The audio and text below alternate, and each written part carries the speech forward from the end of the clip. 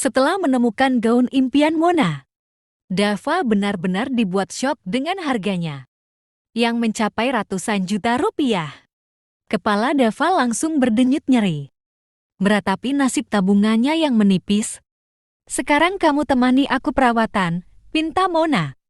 Dava hanya bisa mengangguk pasrah, mengikuti semua permintaan Mona. Dan semua ini ia lakukan demi nasib keluarganya. Meskipun semua ini sama sekali bukan keinginannya. Selepas berpamitan dengan sang pemilik butik, mereka melanjutkan perjalanan menuju ke klinik kecantikan. Langganan Mona dan mamanya biasa melakukan perawatan. Sesuai dengan dugaannya, Dava dibuat menunggu selama berjam-jam. Bahkan ia sampai ketiduran di sofa tunggu. Dava bangun, Mona membangunkan Dava. Karena ia sudah selesai perawatan. Dava membuka mata, merenggangkan otot tubuhnya, lalu bangkit dari posisinya. "Ayo bayar sana," titah Mona. Langsung melangkah keluar dari dalam klinik terlebih dahulu. Padahal Dava belum memberikan respon apapun. Dengan terpaksa Dava menuju ke meja kasir untuk membayar biaya perawatan Mona yang ternyata mencapai 250 juta rupiah. Dava sampai syok, meminta pegawai klinik untuk mengeceknya beberapa kali. Karena takut ada kesalahan, namun berapa kali pun dicek. Pada kenyataannya tagihannya memanglah segitu. "Gila, harga perawatannya lebih mahal dari gaun pengantinnya," ucap Dava selesai membayar semuanya.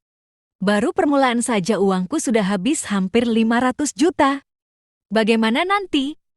keluh Dava. "Lama banget sih. Aku capek tahu," sembul Mona kesal. Karena ia sudah lelah menunggu. "Bisa sabar gak? Aku lebih cepat nungguin kamu berjam-jam. Udah gitu habis tabunganku untuk bayar perawatan kamu." "Yang gila-gilaan itu," ketus Dava. Wajah Dava langsung berubah kesal. Hingga ia melajukan mobilnya dengan kecepatan yang cukup tinggi. "Aku kan begini supaya tampil cantik di hari pernikahan kita nanti. Kamu jangan hitung-hitungan begitu dong," Mona balas kesal. Ingin rasanya Dava meluapkan kekesalannya pada wanita yang ada di sampingnya ini. Tetapi saat ia mengingat rencana awalnya, mau tidak mau Dava harus belajar lebih bersabar lagi. Mona melipat kedua tangannya di dada, sambil membuang pandangan ke arah yang lain. Untuk beberapa saat Dava hanya diam, karena ia sedang mencoba untuk meredakan emosi yang masih bergejolak di dada. "Maafin aku sayang," Dava meraih tangan Mona, lalu mengecuknya dengan lembut. "Kamu jangan hitung-hitungan begitu dong sayang. Aku seperti ini kan untuk kamu juga." Mona menyandarkan kepalanya di bahu Dava. "Iya sayang, sekali lagi maafin aku ya," ucap Dava.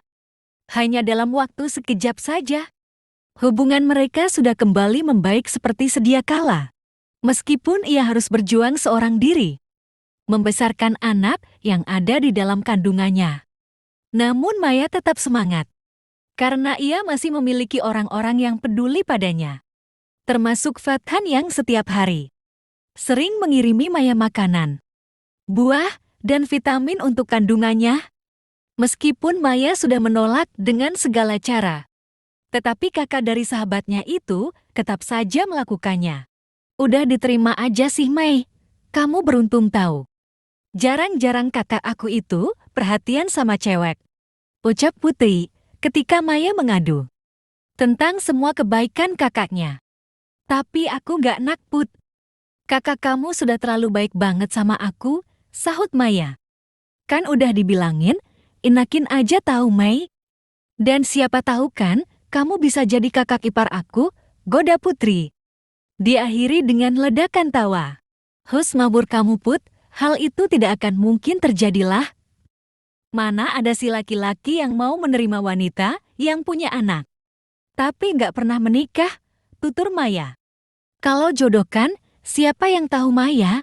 ujar Putri. "Udah ngomong sama kamu makin merambat entah kemana-mana. Aku mau pergi kerja dulu ya. Pamit Maya." Oke deh Titi DJ ya, sahut Putri di seberang sana.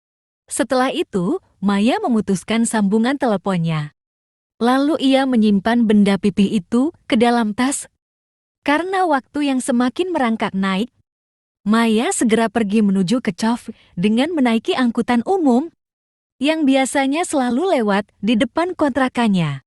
Seperti biasanya, setiap masuk pagi, Maya pasti akan selalu menjadi karyawan yang paling awal sampai.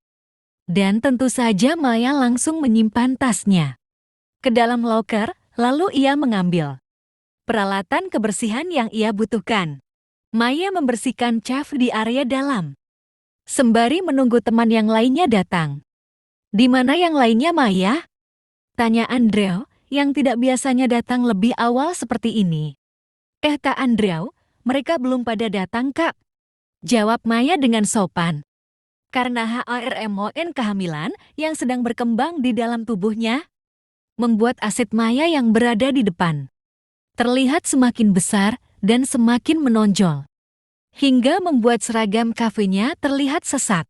Andrew yang pada dasarnya sudah tertarik pada Maya. Sejak pertama kali melihatnya, ia semakin suka dan semakin tertarik melihat Maya yang terlihat kian seksi dan menggoda jiwa kelelakiannya. Padahal setiap kali bertemu dengannya, Maya selalu berlaku sopan serta pakaiannya pun masih berada di batas kewajaran. Kalau begitu tolong bikinin kakak kopi ya. Nanti antarkan ke ruangan, pinta Andrew. Iya kak, jawab Maya patuh. Andrew melangkah menuju ke ruangannya, sedangkan Maya menuju ke area dapur, membuat secangkir kopi untuk Andrew. Kopi untuk siapa, Mai? Tanya salah satu karyawan yang bertemu dengan Maya saat ia baru saja keluar dari area dapur. Untuk Kak Andrew, kalau begitu aku antarin ini dulu ya. Takut keburu dingin kopinya, pamit Maya. Maya segera mengantarkan kopi tersebut ke ruangan Andrew yang sudah menunggu kedatangannya sejak tadi. Tok, tok. Masuk, ucap Andrew mempersilahkan, ceklek. Maya membuka pintu ruangan Andrew. Lalu ia meletakkan kopi tersebut di atas meja sofa. Karena kebetulan ia sedang berada di sana. Saat Maya meletakkan kopi tersebut dalam posisi menunduk, Andrew menelan saliva dengan susah payah. Saat tatapan matanya tanpa sengaja melihat sesuatu yang menyembul dari tengah kancing kemeja Maya yang terbuka. Maya hanya diam saja karena ia sama sekali tidak menyadari hal itu. Setelah meletakkan kopi tersebut di atas meja, Maya segera pamit, namun Andrew melarangnya. Kalau begitu aku pamit, ke belakang dulu ya kak. Pamit Maya. Tunggu Mei, kamu bisa di sini sebentar. Ada beberapa hal yang ingin kakak tanyakan. Andrew berusaha untuk melihat ke wajah Maya. Namun lagi-lagi ia salah fokus dengan sesuatu yang baru saja ia lihat. Kakak mau tanya apa? Sahut Maya.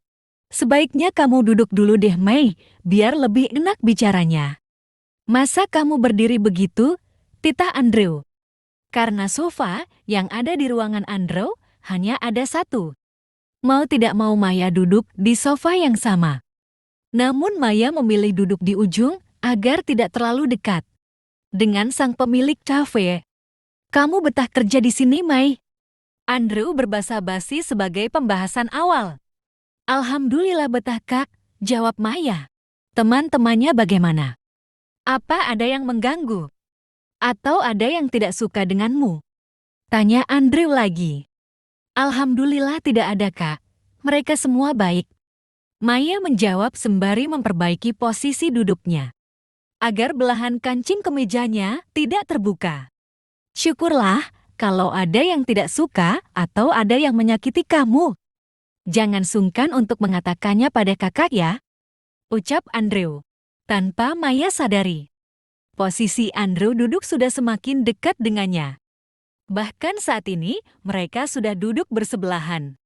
Dalam jarak sedekat ini, Andrew semakin tidak fokus saat melihat tulang selangka serta leher jenjang milik Maya yang sangat menggodanya. Sebagai laki-laki penyuka surga dunia, melihat semua yang ada pada diri Maya membuat jiwa kelelakiannya sudah semakin meronta-ronta.